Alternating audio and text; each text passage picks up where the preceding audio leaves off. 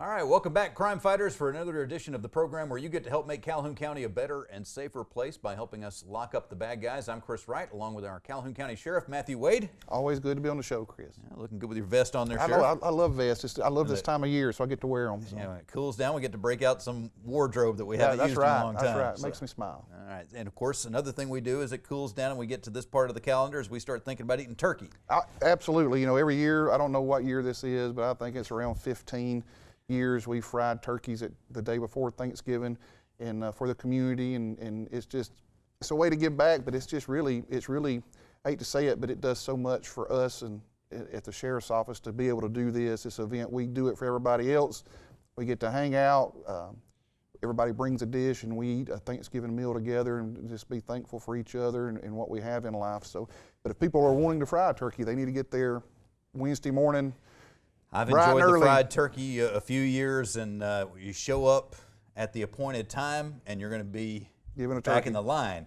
The line starts forming early, and there's a lot of folks there, so don't think, well, I'll just show up around 10 o'clock or so and get my turkey fried. Okay. And unfortunately, the only bad part about this is there is limitations. You know, we just can't, you know, the oil can only do about 10 turkeys per pot. We have about 30 pots, so there's just a finite number that we can.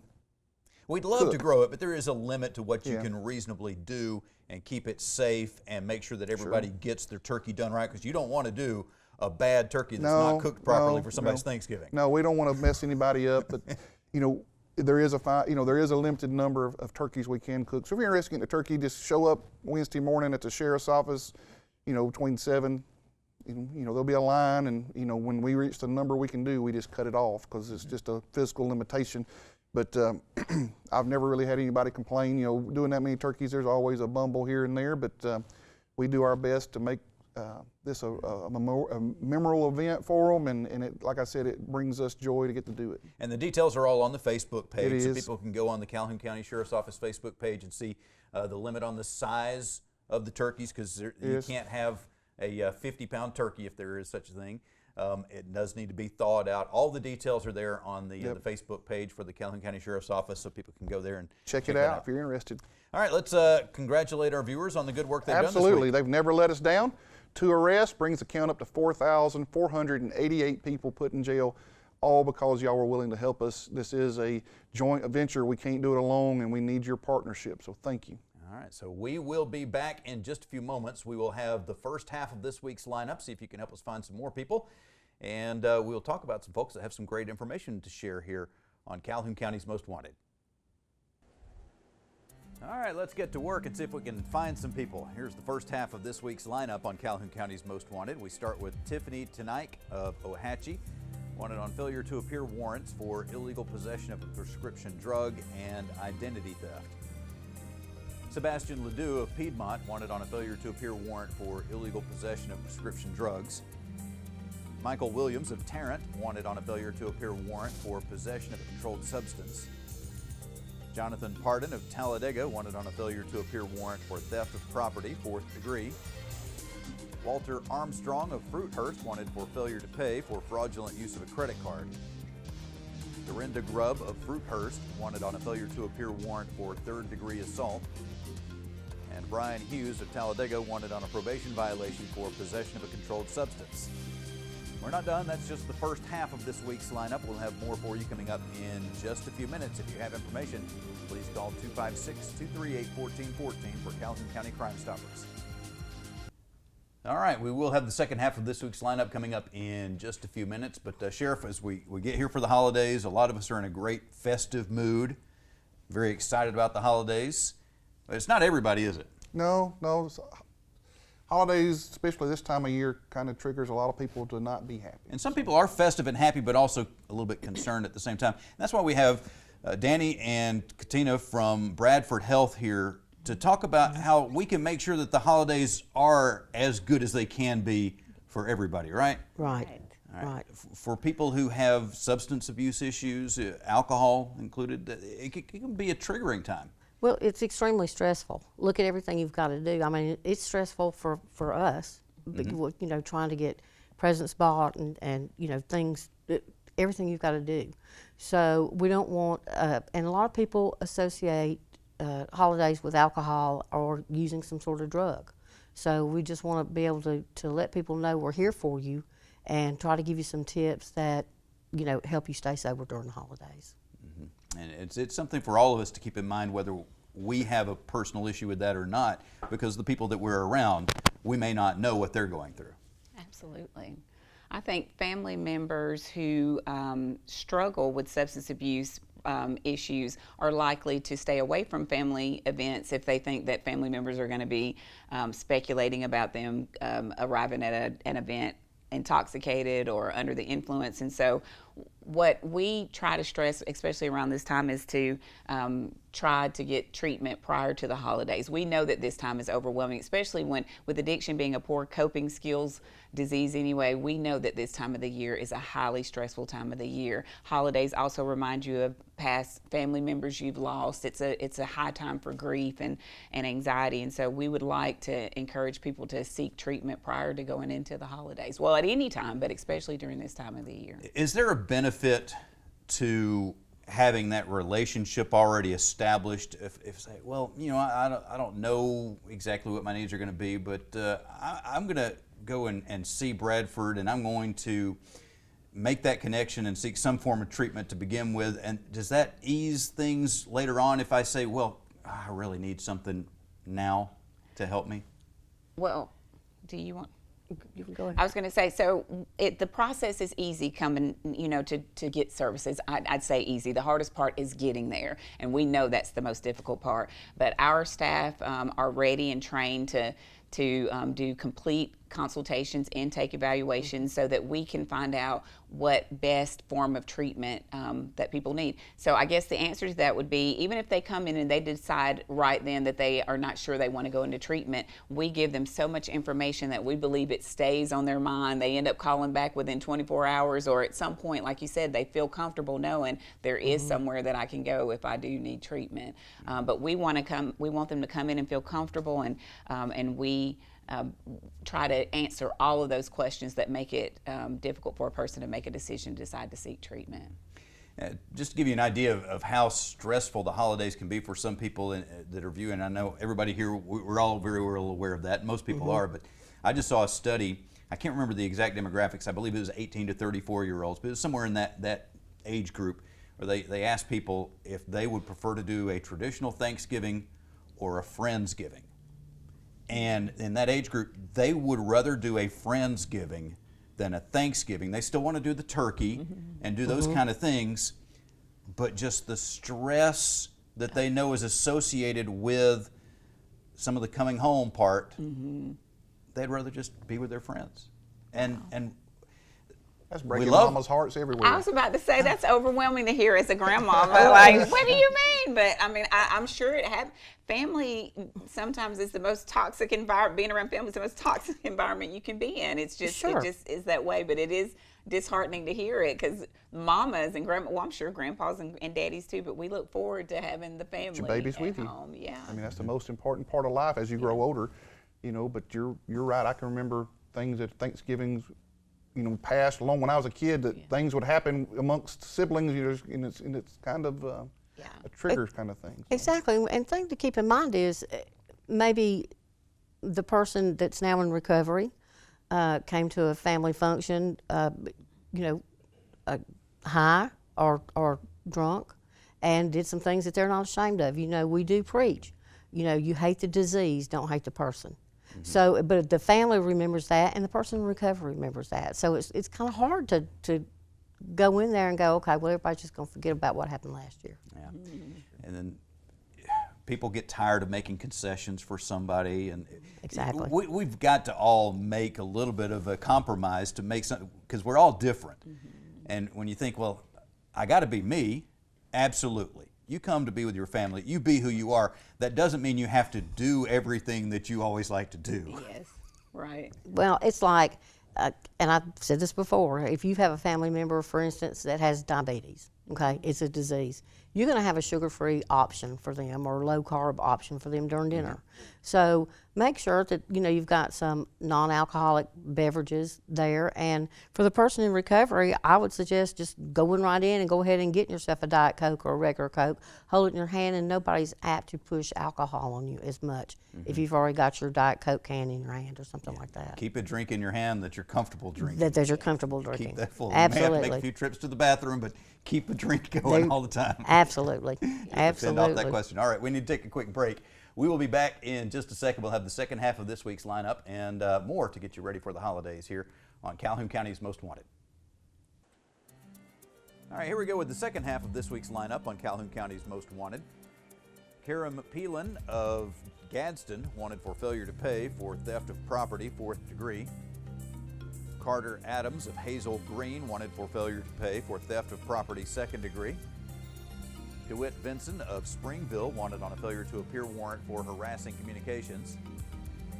Eva Bailey of Piedmont wanted on a failure to appear warrant for 2 counts of possession of a controlled substance and also use and possession of drug paraphernalia.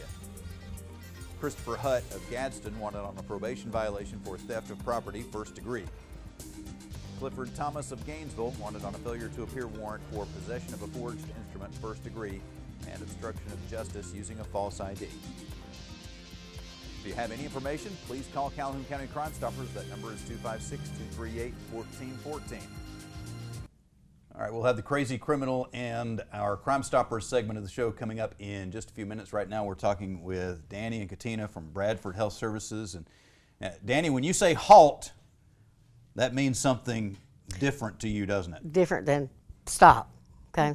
It means, are you hungry, angry, lonely, or tired? The main thing is to keep eating. Eat a lot during the holidays. Keep your blood sugar up because that always makes us. Got that covered. Well, got that. I do too. But your blood sugar goes down. It makes us irritable and stuff like that. So keep eating. And if you're angry for some reason, that's going to affect how you make decisions. Loneliness. Worst time during the holidays you can be lonely. But you've got your people that you're in recovery with and people from your meetings that you can do that. Okay? And also tired. Get enough sleep, for goodness sakes. Okay? Some stuff can wait. It really can. It can wait. And if you just remember to take care of yourself. Take care of yourself. Sobriety comes first. That's it. Oh, now, first has got to be getting out there and doing all the shopping after you've had a long day of cooking and preparations. Now you got to stay up all night to get the $20 off something. Doesn't that come first? Yeah, you're creating a recipe for you're triggering everybody. You're triggering the one of us that don't have a problem. Yeah, you're making my palms sweat now. Yeah, I can't do that. Overwhelming. And everybody has traditions and does things, and just as traditionally going Black Friday shopping, those traditions can be just as bad if people traditionally drink somewhere. I'm assuming you would try to stay away from that if you knew it was going to happen. So. People in recovery, or even not in recovery, we talk about this to newcomers that are coming into sobriety, that just as you said about traditions, they have to change everything that was associated with their prior use or their prior drinking. You learn in early recovery, you got to change your playgrounds, your playmates, your playthings, and so those things that may have been a tradition in the past that triggered you to drink or use during the holidays, you have to do totally different in your recovery. So if there are toxic family members that trigger you to want to drink or use, or there are people who are going to be there, the ones that are going to offer you a little more, say, hey, let's go back here in the backyard. Those are the family members you stay away from, or any of those things that, I said in the backyard because in my family we always knew what people were doing when they went outside the house and in the backyard. Talk about halt. You got the hungry, angry, lonely, and tired. Let's hit the lonely for a second, because I'm thinking about, we've got a particular family member that is always at the dinner table with us for Thanksgiving. I'm not sure she's going to make it this year. We just moved her a few hours away, and she may be on her own this Thanksgiving. We haven't heard finally for sure what she's going to do, if she's going to be able to make it up or not. If somebody is away from their family, if they're not going to be able to be with their family over the holidays, there are some things that they can do to prevent that loneliness, aren't there? Absolutely. And like I said, you're going to find an AA or NA meeting, a 12-step meeting of some sort during the holidays. I mean, that goes 24/7. The other thing is, one of the things we suggest is do some service. You can go to any shelter or something like that, help serve Thanksgiving dinner, or if you're just, if you know somebody's just a little, not maybe 30 minutes away, maybe not have a place to go, or if you got somebody on your job that doesn't have a place, invite them over. Do something of service for someone, and then you feel a little bit better about yourself, I think. Serving others is definitely a way to make yourself feel better. Absolutely. If doing something for somebody else is addicting. Yes. Absolutely, and then don't be afraid to pick up the phone and call your sponsor. There's always somebody, and then again, you can call somebody at Bradford. You can call anybody at any treatment. You know what? This is the way I'm feeling. So we don't want you to use. We don't want that to happen. So then we'll have a chat. And if we're trying to invite folks over, if we see somebody we think might be, and it's a good thing to invite somebody in, but just don't be too pushy on it. We had one situation, we had a guest over to our house for Thanksgiving one year. I didn't think he had anywhere to go for Thanksgiving. Turns out he did. But he didn't tell me he had anywhere to go, and he left our house and then went on and had his family Thanksgiving birthday. He's probably thinking, well, he just keeps insisting. He wants me to come. I need to do this for just Chris. trying to help. Pressure Chris to is trying show to do it up, for him. right? But it is good to have room to, I know we're squeezing a lot of people in, but if you can try to remember to have a little bit of room just in case there's somebody you do need to invite in. Yeah. Absolutely. There's always going to be plenty of food. There's always going to be plenty of food. Sometimes if it's just, a lot of times I just have a few friends over, and there's enough food to feed. Well, there's enough food to feed everybody 10 times over. So, yeah, you can always bring somebody in.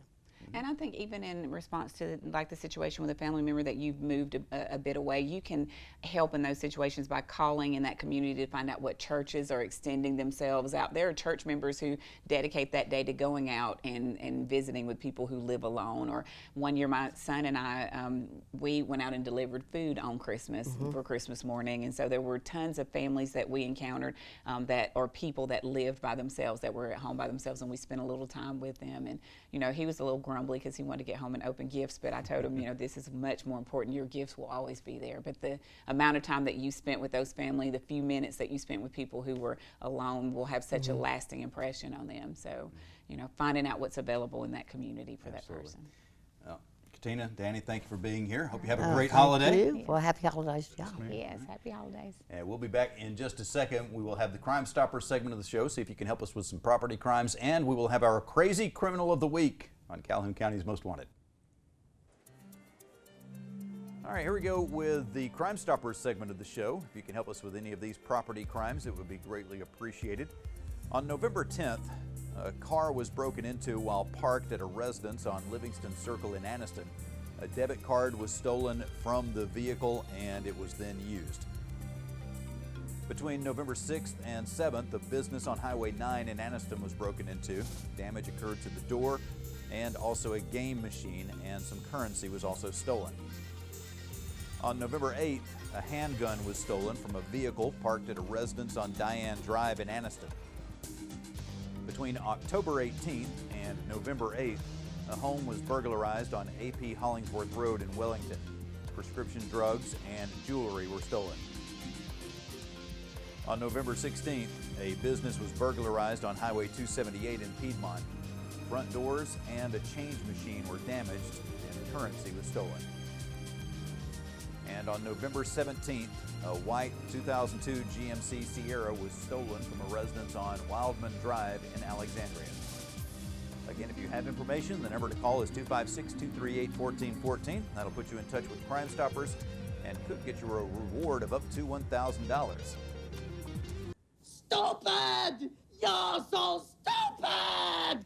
All right, so Sheriff, it's a crime to leave the scene of an accident. Absolutely. You lose your license for that. Does that count if it's a one vehicle accident, but there's Yes. some damage there? Yep, absolutely. All right.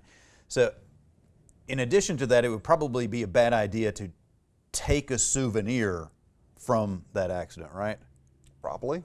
And Especially if the souvenir didn't belong to you. yeah, and if you don't want to get caught, leaving a souvenir would also be a bad idea. We call that evidence. All right. So here we have the bumper. You can see that there's a bumper of a vehicle here, What you may not notice is that circular spot there. That's where a fire hydrant is supposed to be. Oh, So the owner of that bumper and the rest of the car that used to be attached to it apparently hit the fire hydrant in Bozeman, Montana, knocked it loose, and took the fire hydrant with him. yeah, that's a bad idea. You know, it'd be, you know, it's better always just to stay and call law enforcement. Accidents happen, but now he's committed theft, and I don't know what a fire hydrant costs, but I imagine they're not cheap. Not cheap. Not cheap. All right, that's all we got for this week. We'll be looking for you again next week, but hopefully not in the lineup or with a stolen fire hydrant in the back of your car on Calhoun County's Most Wanted.